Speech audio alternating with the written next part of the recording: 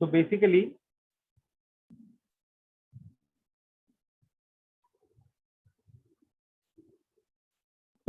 जो रेपर्टरी है वो मटीरिया मेडिका का ही एक इंडेक्स स्वरूप है। यानी मटीरिया मेडिका के जो सिम्टम्स हैं उनको अनुक्रमणिका की तरह प्रॉपरली अरेंज कर दिया गया है। अब रेपर्टरी का एम कभी ये नहीं होता कि वो मटीरिया मेडिका को रिप्लेस कर दे, वो मटीरिया मेडिका को रिप्लेस नहीं कर सकता, बल्कि रेपर्टरी हमको चॉइस ऑफ मेडिसिन तक पहुंचने में या ग्रुप ऑफ रेमेडीज तक पहुंचने में केवल हेल्प करता है, केवल एक माध्यम बनता है कि हम मटीरिया मेडिका को आसानी से एक्सप्लोर करके हमारे सिम्टम तक, हमारे जो टोटलिटी ऑफ सिम्टम होगा पेशेंट का, उसके लिए ग्रुप ऑफ रेमेडीज तक हम पहुंच सकें। तो study of repertory helps us to understand patient and materia medica. तो रेपर्टरी के स्टडी से हमको पेशेंट और मटीरिया मेडिका दोनों के बीच में एक कह सकते हैं कि इजी वे बनाता है जिससे कि हम एक दूसरे को समझ सकें। मटीरिया मेडिका और रेपर्टरी एक दूसरे के कॉम्प्लीमेंट्री हैं, एक दूसरे को कभी भी वो कट नहीं करते हैं कि मटीरिया के स्थान पर आप रेपर्टरी पढ़िए और रेपर्टरी के स्थान पर आप मटीरिया पढ़िए। तो दोनों एक दूसरे के पूरक हैं, दोनों एक दूसरे को कॉम्प्लीमेंट करते हैं। अच्छा, रेपर्टरी का जो प्रेजेंटेशन है वो भी अलग अलग तरीके का हो सकता है। आप देखेंगे पाठक सर की जो रेपर्टरी है वो अल्फाबेटिकल ऑर्डर में लिखा हुआ है। रॉबिन मर्फी की जो रेपर्टरी है वो भी अल्फाबेटिकल ऑर्डर में लिखा हुआ है। और भी आप कैंट की रेपर्टरी देखिए तो उसमें आपको अलग तरीके का स्कीमा मिलेगा, जैसे कि डॉक्टर हनीमन का था कि हेड, माइंड, फिर हेड, फिर आईज, फिर ऐसे मतलब अबव डाउनवर्ड स्कीमा आपको मिलेगा। तो रेपर्टरी का प्रेजेंटेशन अलग अलग ऑथर्स के हिसाब से अलग अलग समय पर उनका जो प्रेजेंटेशन है, अरेंजमेंट है, वो सब कुछ चेंज होता रहा है। आप अगर बीटीपीवी अगर आप देखें तो उसको डॉक्टर बोनिंग हसन ने बिल्कुल लोकेशन, सेंसेशन, मोडालिटीज और कॉन्कॉमिटेंट इस तरीके से उन्होंने पूरे पूरे इसको ही डिवाइड कर दिया है। तो रेपर्टरी के कुछ एडवांटेजेस भी हैं और कुछ उसके डिसएडवांटेजेस भी हैं, कुछ उसकी लिमिटेशंस भी हैं। रेपर्टरी के एडवांटेजेस क्या हो सकते हैं? ऐसे केसेस जो पुराने हो चुके हों, जो क्रॉनिक केसेस हों, सर नेक्स्ट स्लाइड, जो क्रॉनिक केसेस होंगे जहां पर बहुत सारे रेमेडीज एक साथ अपीयर करेंगे, हम केस लेते समय हमको बहुत सारे रेमेडीज के पिक्चर थोड़े थोड़े थोड़े थोड़े दिख जाएंगे, वहां पर पिक्चर क्लियर करने के लिए या बहुत सारे रेमेडीज में से एक ग्रुप ऑफ रेमेडीज तक, 2, 4, 5 रेमेडीज तक पहुंचने में रेपर्टरी सहायता कर सकता है। तो क्रॉनिक केसेस जहां पर सेवरल रेमेडीज ऐसे लगेगा कि ये पिक्चर कवर कर रहे हैं, वहां पर ये हमको हेल्प कर सकता है। मिसमैनेज केसेस, मिसमैनेज यानी कुछ ऐसे केसेस होते हैं जहां पर मल्टीपल मेडिसिन दिए गए हैं या यूं कहें कि प्रॉपरली स्टार्टिंग में मैनेज नहीं किए गए और वो क्रॉनिक फॉर्म में कन्वर्ट हो जाता है, तो वहां पर भी रेपर्टरी हेल्प कर सकता है एक ग्रुप ऑफ रेमेडीज तक पहुंचने के लिए। ऐसे केसेस जहां पर केस जो है वो कोई एक रेमेडी का क्लियर पिक्चर नहीं दे रहा हो, वहां पर भी रेपर्टरी हमारी हेल्प कर सकता है। अगर हमको फॉलो वेल रेमेडी ढूंढना है या कॉम्प्लीमेंट्री रेमेडी ढूंढना है या अगर हमको एंटीडोट ढूंढना है, तो उसके लिए ये जो रिलेशनशिप ऑफ रेमेडीज का जो सेक्शन है बीबीसीआर में और बीटीपीबी में, वो हमको हेल्प कर सकता है to find out the relationship of a remedy. Materia medica को स्टडी करने के लिए तो आप इसको यूज कर ही सकते हैं क्योंकि दोनों एक दूसरे को कॉम्प्लीमेंट करते हैं। कुछ ऐसे सिम्टम्स होंगे जो आपको प्रॉपर मटीरिया मेडिका में नहीं मिलेंगे, लेकिन रेपर्टरी में वो रेयर से रेयर सिम्टम भी आपको वहां पर मिल सकते हैं। केस को अगर डिफ्रेंशिएट करना हो, क्लोज रनिंग रेमेडीज को अगर आपको डिफ्रेंशिएट करना हो, तो उसके लिए भी आप रेपर्टरी की सहायता ले सकते हैं। अब तो कंप्यूटर रेपर्टरीज आ गए हैं तो ये और भी ज्यादा आसान हो चुका है। रेपर्टरी आपकी प्रैक्टिस में रूटीनिज्म को अवॉइड करता है और उसकी लाइफ बनाए रहता है। अगर कोई कॉफ का पेशेंट आए और हम हर कॉफ के पेशेंट को हिपार सल्फ या ड्रोसेरा देने लगे, तो हमारी प्रैक्टिस में धीरे धीरे गिरावट आ जाएगी। तो इस चीज को रेपर्टरी अवॉइड करता है। जब हम रेपर्टरी के सहारे से हम इंडिविजुअलाइज करते हैं केस को, तो कई बार ऐसा होता है कि कोई एक ऐसी रेमेडी निकल कर आ जाती है जिसके बारे में हम जानते भी नहीं। केस टेकिंग में किस तरीके के क्वेश्चंस पूछने हैं, किस तरीके से क्वेश्चन फॉर्मुलेट करने हैं, उसमें भी रेपर्टरी हमारी हेल्प करता है। तो repertory help to formulate question. Case taking का प्रोफोर्मा, केस टेकिंग के दौरान अगर कोई पेशेंट कोई सिम्टम बता देता है तो उसको और वेरीफाई करने के लिए उसके रूब्रिक सब रूब्रिक को देखकर हम अकॉर्डिंगली क्वेश्चन फ्रेम कर सकते हैं, ताकि हम और ज्यादा इंफॉर्मेशन पेशेंट से कलेक्ट कर सकते हैं। रेपर्टरी के अंदर ग्रेडेशन ऑफ रेमेडीज जो होता है, जो हमको ये जानने में सहायक करता है कि जो भी रेमेडी उस पर्टिकुलर सिम्टम के अंदर में है उसका कितना महत्व है। जो ज्यादा ग्रेडेशन में होगा यानी कि वो सिम्टम उसमें ज्यादा मार्क है, जो कम होगा यानी कि वो मध्यम मार्क, मध्यम वैल्यू है उसका, और जो सिंगल मार्क होगा या एकदम से ही सबसे कम मार्क होगा यानी कि ये डाउटफुल सिम्टम है, ये हो भी सकता है नहीं भी हो सकता है। और रूब्रिक्स के अंदर, रेपर्टरी के अंदर जो रूब्रिक्स होते हैं उसके नीचे रेफरेंसेस, क्रॉस रेफरेंसेस ऐसे लिखे हुए होते हैं। तो उन रेफरेंसेस और क्रॉस रेफरेंसेस को देखकर हम एग्जैक्ट रूब्रिक तक पहुंच सकते हैं, और जब हम एग्जैक्ट रूब्रिक तक पहुंच सकते हैं तो हम सही रेमेडी तक भी पहुंच जाते हैं। तो रेफरेंसेस और क्रॉस रेफरेंसेस हमको राइट रूब्रिक सिलेक्ट करने में बेहद सहायक होते हैं। अब इसके डिसएडवांटेजेस क्या हो सकते हैं? एडवांटेजेस तो काफी सारे हैं और डिसएडवांटेजेस भी काफी सारे हैं। तो अगर रेपर्टराइजेशन के संबंध में अगर देखा जाए, रेपर्टराइजेशन को ध्यान में रख के अगर देखा जाए तो रेपर्टरी जितनी भी हैं, हर अलग अलग ऑथर्स की अलग अलग फिलोसफीज हैं, और अलग अलग फिलोसफी होने की वजह से उनको रेपर्टराइज करने का मेथड भी अलग अलग हो जाता है, और ये कंफ्यूजन क्रिएट करता है। No repertory is complete. कोई भी रेपर्टरी ये नहीं कह सकता है कि ये सर्वे सर्वा है और इसके आगे कोई स्कोप नहीं बचता, ये रेपर्टरी 100% कंप्लीट है। तो कोई भी रेपर्टरी पूरी तरीके से पूर्ण नहीं है, पूरी तरीके से कंप्लीट नहीं है, ना तो अपने रेमेडीज के रिलेशन में और ना ही रूब्रिक्स के रिलेशन में। भविष्य में संभावनाएं हमेशा बनी रहती है कि उस रेपर्टरी को एडिट किया जा सके। अलग अलग ग्रेड्स हैं रेमेडीज के अलग अलग रेपर्टरीज के अंदर।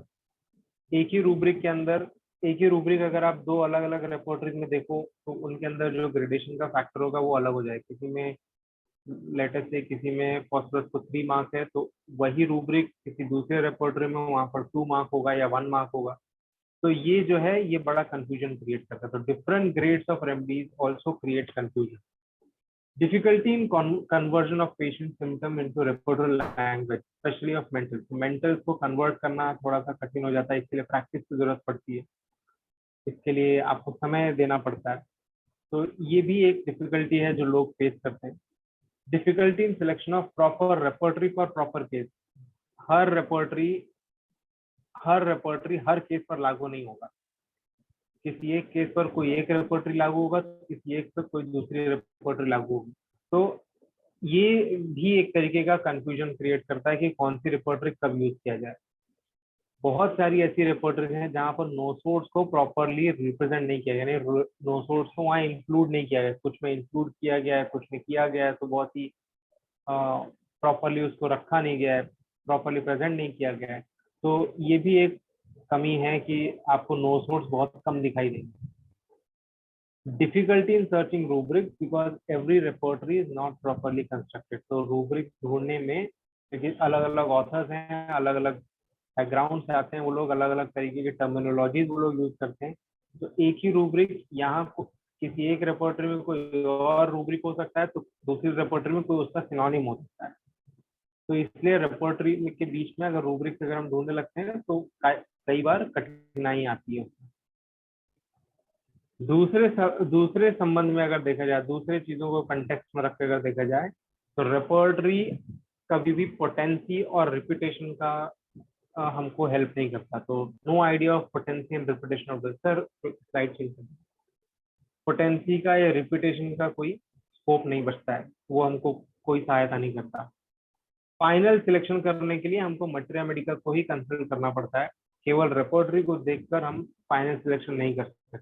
तो फाइनल सिलेक्शन के लिए रेमेडी को फाइनल सिलेक्शन करने के लिए हमको मटेरिया मेडिका पर ही निर्भर रहना पड़ता है।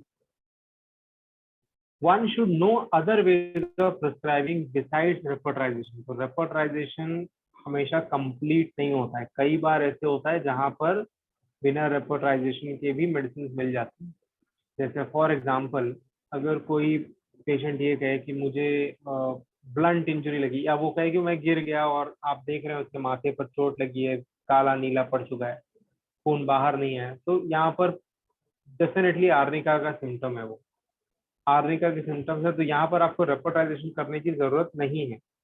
तो ऐसे केसेस में ये सारे टेक्निक भी आपको पता होने चाहिए। चौथा पॉइंट ये है कि अक्सर ये देखा जाता है, और ये सारे लोग इस बात को एग्री करेंगे, कि जब भी रेपर्टाइजेशन होता है तो मैक्सिमम टाइम पे जो पॉलीक्रेस्ट रेमेडीज होते हैं वही बार बार सामने दिखाई देते हैं। तो ये भी एक डिसएडवांटेज है रेपर्टरी की।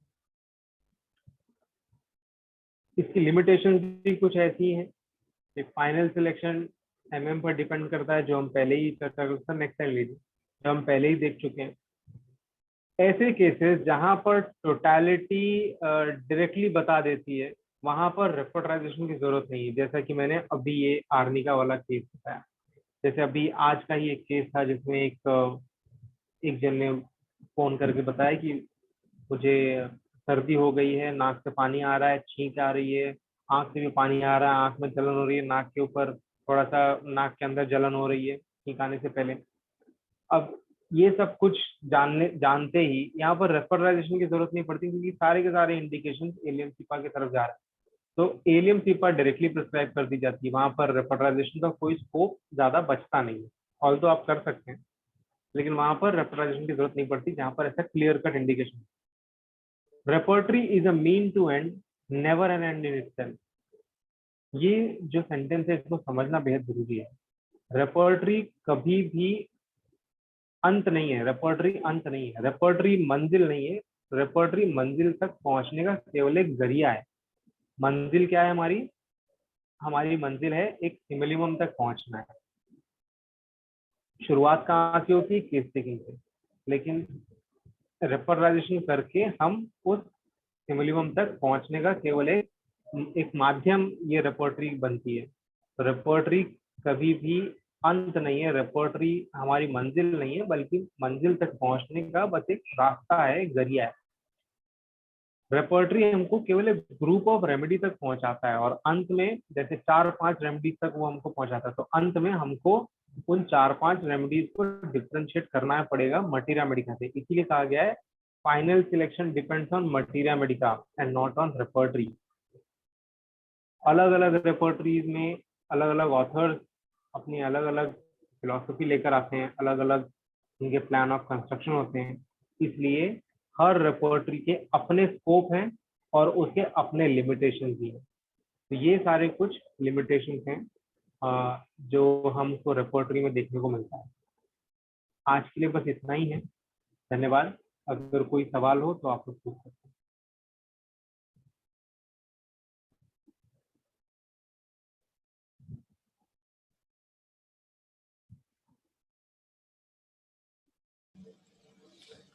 किसी का कोई क्वेश्चन है?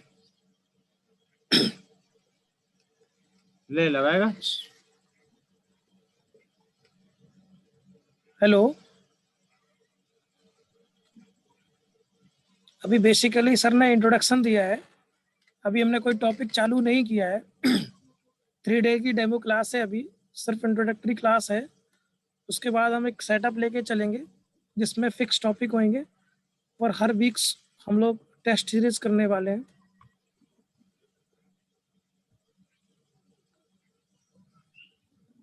आप में से कोई भी कुछ भी जेन्युइन क्वेश्चन पूछना चाहता हो, टॉपिक से रिलेटेड पूछना चाहता हो, एग्जाम से रिलेटेड पूछना चाहता हो, कुछ भी पूछना है आप सर से पूछ सकते हैं अभी।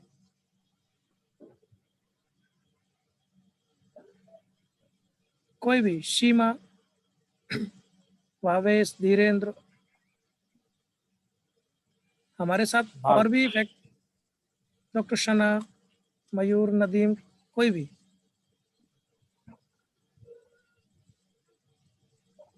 हम लोग सारे लोग मिलकर आपकी कोशिश करेंगे इजी और शॉर्ट करने का आपका टारगेट।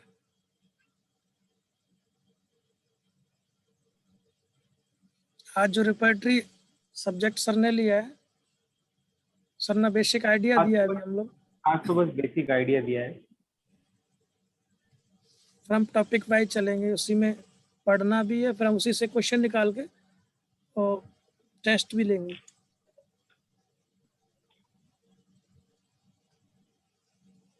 कोई कंफ्यूजन क्वेश्चन हो, टॉपिक से रिलेटेड नहीं हो, एग्जाम से रिलेटेड हो, तैयारी से रिलेटेड हो, तो भी कर सकते हैं आप सर से भी।